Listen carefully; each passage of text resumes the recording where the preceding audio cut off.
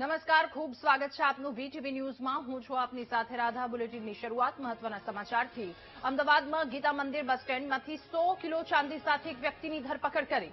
ચાંદી લઈને રાજકોટ જતા વ્યક્તિની ધરપકડ કરી।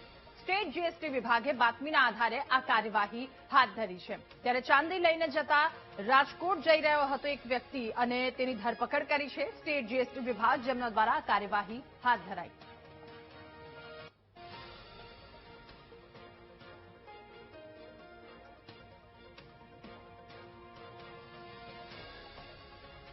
રાજકોટના હિરાસર આંતરરાષ્ટ્રીય એરપોર્ટ પર સેન્ટ્રલ આઈબીનું એક મોટું ઓપરેશન। હિરાસર એરપોર્ટ પરથી 400 કિલો ચાંદી પકડાઈ।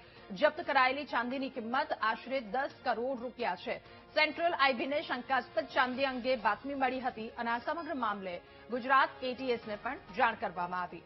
મુંબઈથી આવેલી એર ઇન્ડિયાની ફ્લાઇટમાંથી ચાંદીનો જથ્થો મળ્યો હતો, તો કાર્ગોમાં આવેલા સામાનની તપાસ દરમિયાન ચાંદીનો જથ્થો મળી આવ્યો। વારાણસીની પેઢીએ રાજકોટની પેઢીને આ ચાંદીનો જથ્થો મોકલ્યો હતો। ચાંદી સાથે જોડાયેલા બિલ મોકલનાર વ્યક્તિ તેમજ માલની કાયદેસર હેરફેર અંગે સઘન તપાસ ચાલુ છે। વધુ માહિતી મેળવીશું। સંવાદદાતા ભાવેશ આપણી સાથે ફોનલાઈન પર જોડાયા છે। ભાવેશ, હિરાસર એરપોર્ટ પર સેન્ટ્રલ આઈબીનું મેગા ઓપરેશન, શું વધુ વિગતો? રાધા, જે પ્રમાણે હાલમાં એક તરફ સોના ચાંદીનો ભાવ સતત વધી રહ્યો છે અને બીજા દિવસે બીજી તરફ જે કહી શકાય છે કે સેન્ટ્રલ આઈબી દ્વારા મોટી કાર્યવાહી છે તે કરવામાં આવી છે। રાજકોટ હિરાસર એરપોર્ટ પરથી ચાંદીનો શંકાસ્પદ જથ્થો છે તે ઝડપી પાડવામાં આવ્યો છે। અંદાજિત 10 કરોડથી વધુની કિંમતનો 400 કિલો જેટલો આ ચાંદીનો શંકાસ્પદ જથ્થો છે તે શનિવારે ઝડપાયો છે। સેન્ટ્રલ આઈબીને બાતમી મળી હતી અને તેના જ આધારે જે આ કાર્યવાહી છે તે કરવામાં આવી છે। 400 કિલો જેટલો ચાંદીનો જથ્થો છે તે રાજકોટ એરપોર્ટ ઉપર ઉતર્યો છે, એટલે કે આ જથ્થો છે તે મુંબઈ થી રાજકોટ આવી રહેલી એર ઇન્ડિયાની ફ્લાઇટમાં આવ્યો હતો।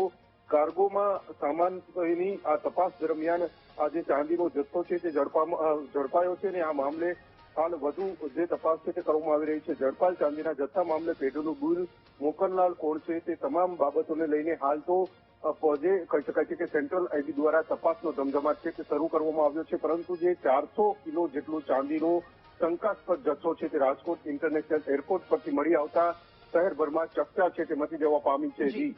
આભાર આપનો વિગતો સાથે જોડાવા બદલ।